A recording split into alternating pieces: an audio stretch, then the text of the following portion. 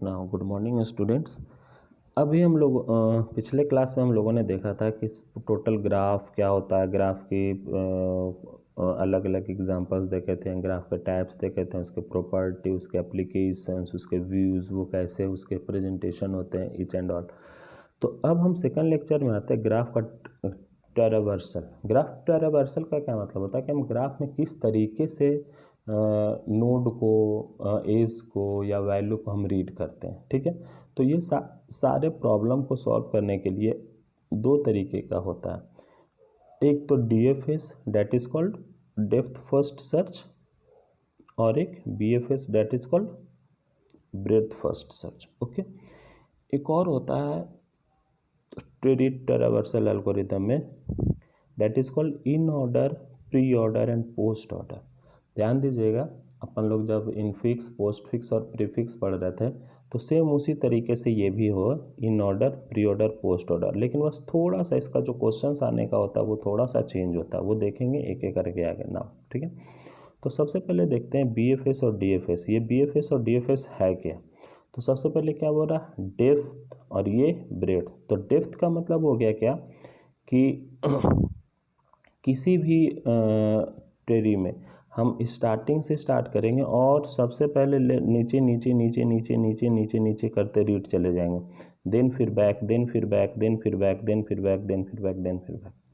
But अगर आपका BFS अगर आ गया तो BFS में हम जैसे किसी भी ट्री, एक तरह का ग्राफ क्या है, ट्री ही है, तो उसमें हम क्या करेंगे, level by level, level by level, level by level and so on read करेंगे। अब देखते हैं आगे कैसे करते हैं। ओके, ठीक है, तो DFS algorithm works in a manner similar to pre order traversal of the tree. Pre order में जैसे कि क्या होता है कि हम नोड को या कोई भी सिंटैक्स को हम पहले लिखते हैं, सेम उसी तरह से। ओके राइट, अब देखते हैं। तो ये हो गया आपका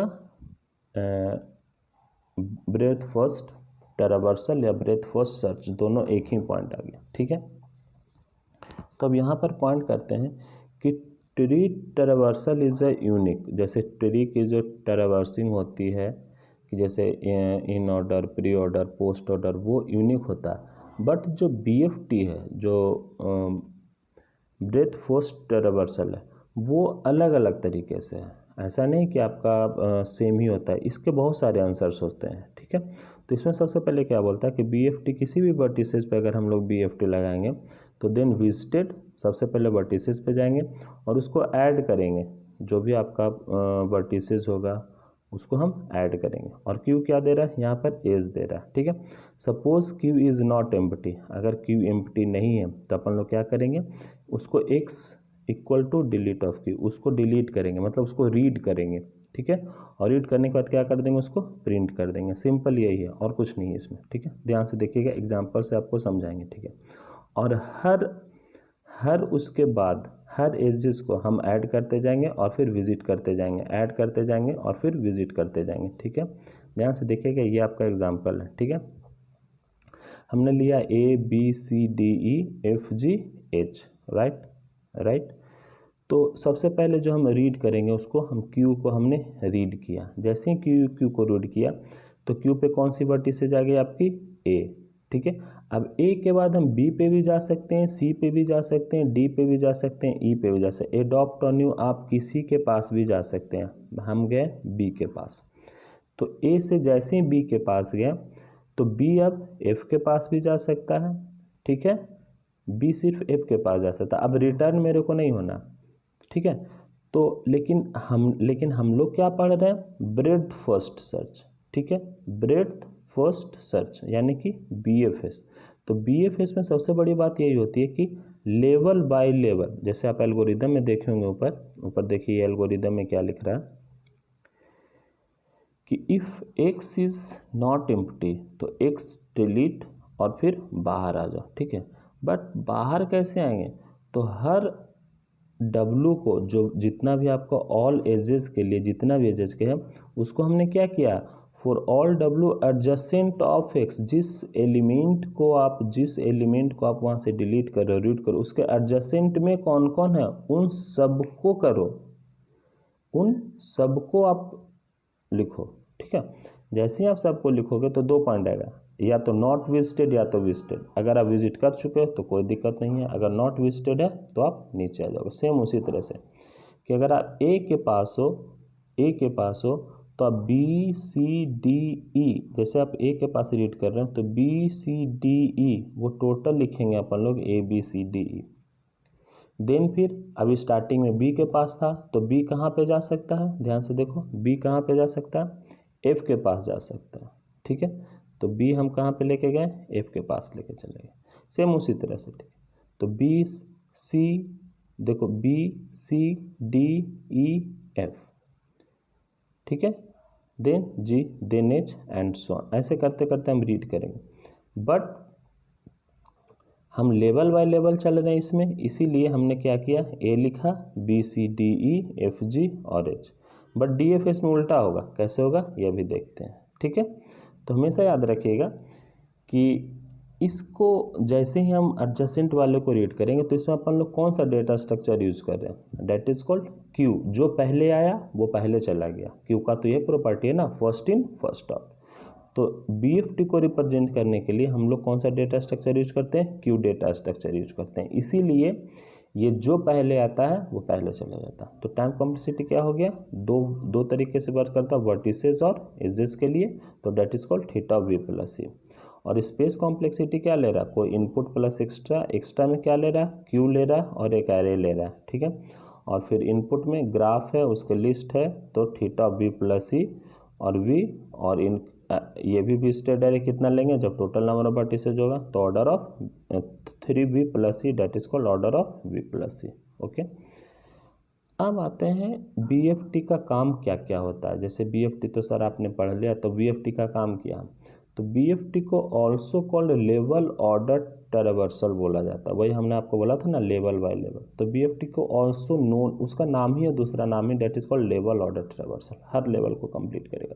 ठीक है, तो अब जैसे देखो आप, जैसे मैंने आपको बोला था कि सर आप बोले थे कि ए पर हैं तो कहीं भी जा सकते हैं, तो राइट, आप ए के बाद सी पे भी जा सकते हो, ए के बाद डी के भी जा सकते हो, ए के बाद ई के, हर लेवल। तो क्वेश्चन यहीं से चेंज, आंसर यहीं से चेंज होगा। ए के बाद बी से भी आप स्टार्ट कर सकते हो, ए के बाद सी पे भी स्टार्ट कर सकते हो, ए के बाद डी पे भी स्टार्ट कर सकते हो, ए के बाद आप ई से भी स्टार्ट करो। इसका मतलब 4 तो फिक्स है, 4 टाइप के इसके BFT बनेंगे। आप 4 तरीके से आप कहीं पे भी जा सकते हो। ठीक है, यहाँ पर देखो ABCDFGH तो है ही, और सेकंड में ACDEBFGH, ये भी सही है। ठीक है, अब यहाँ पर आ जाओ। सबसे पहले सपोज करो कि मैंने सी से स्टार्ट किया, तो सी के आजू बाजू कौन कौन लेवल है, सी पे जब स्टार्ट करोगे तो आजू बाजू कौन कौन है, सी कहाँ जा सकता है, या तो ए पे जा सकता है या तो एफ पे जा सकता है। तो सी पे जैसे हम लिखेंगे तो उसके लेवल पे कौन कौन है, ए और एफ। तो सबसे पहले ए और एफ लिख देंगे। अब सी का काम खत्म हो गया, अब ए के पास जाएंगे। ए के बगल में कौन कौन है, तो बी भी है, डी भी है, ई भी है, तो लिख दिए बी डी ई। लेकिन एफ का काम खत्म नहीं हुआ, एफ का काम अभी खत्म नहीं हुआ, तो फिर एफ के पास जाएंगे। एफ किसके पास जाएगा, एच के पास जाएगा, क्योंकि बी ऑलरेडी हम लोग लिख चुके हैं। तो देन एफ के पास जाएगा तो ये एच आ गया। ठीक है, उसके बाद बी का काम खत्म हो गया, बी के एडजेसेंट में कौन है, ए और एफ, जो ऑलरेडी आ चुका है। देन फिर डी के एडजेसेंट में जाएंगे ए और जी, तो जी बचा हुआ तो हमने जी लिख दिया। This is also a BFT। तो आपको जो भी एलिमेंट पहले लिखोगे उस एलिमेंट के अगल बगल कौन है। ठीक है, सेम इसी तरह से सपोज करो पहले हम एच पे हैं, तो एच के बगल में कौन कौन है, एफ और जी, तो जी और एफ लिख दिया। आप एफ और जी भी लिख सकते हैं, अडॉप्ट ऑन, तो इसका काम हो गया। देन फिर जी के एडजेसेंट में कौन है, तो डी ई और एच पहले लिख चुके हैं तो डी और ई लिख देंगे। सेम इसी तरह से फिर डी के एडजेसेंट में कौन है, एंड सो ऑन, ऐसे चलता रहेगा। लेकिन अब यहाँ पर आते हैं, सपोज करो ए है, ठीक है, सपोज करो ए है, तो हम ए पे हैं अभी। ठीक है, तो ए के एडजेसेंट में कौन है, डी बी और इन्होंने एफ और सी लिख दिया, तो क्या डी बी एफ और सी है, एफ तो दूसरे लेवल पे, तो इसीलिए ये आपका BFT नहीं है। ठीक है, अब आगे आते हैं, ये सेम है, सेम एग्जांपल है, आप लोग करके देखिएगा। तो what are the application of BFT, तो एक तरह से BFT का एप्लीकेशन क्या हो गया, तो जब आप BFT सर्च कर रहे थे तो अगर सारा का सारा वर्टिसेज अगर कनेक्टेड है तो आप क्या इसमें टोटल वर्टिसेज आ जाएगा। अगर वो कनेक्टेड नहीं है तो आप उस पर जा ही नहीं सकते हो। तो इसका मतलब एक एप्लीकेशन ये आ गया कि योर ग्राफ इज कनेक्टेड या not, that is told by your BFT।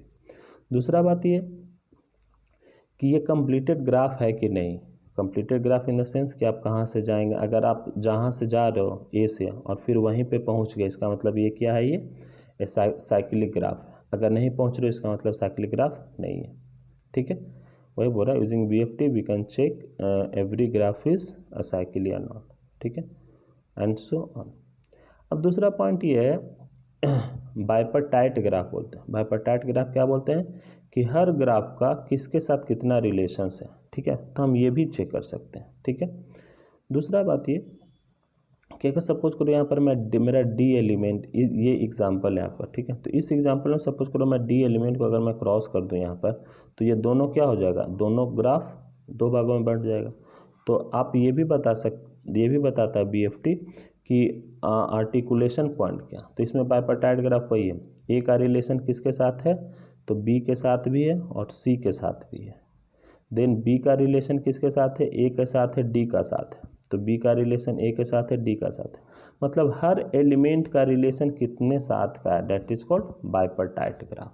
कम से कम दो एलिमेंट का, कम से कम सभी एलिमेंट का एक दूसरे से होना चाहिए रिलेशंस, तो that is called bipartite graph. अगर नहीं है तो नॉट ए बाइपर्टाइट ग्राफ। जैसे ये वाला, इस एग्जांपल में देखिए कि सिर्फ ए का रिलेशन ही है BDC और आपस में रिलेशन है, इसमें कहीं दूसरे साइड पे रिलेशन नहीं है, तो this is not a bipartite graph. ठीक है, अब आते हैं DFS में।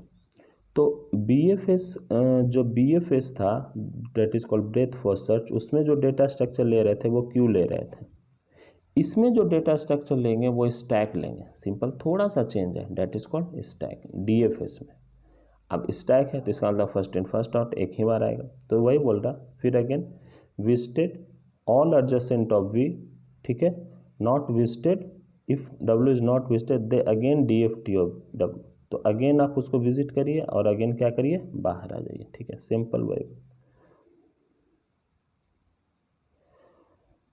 ओके, तो वो लेक्चर नंबर 3 में देखेंगे।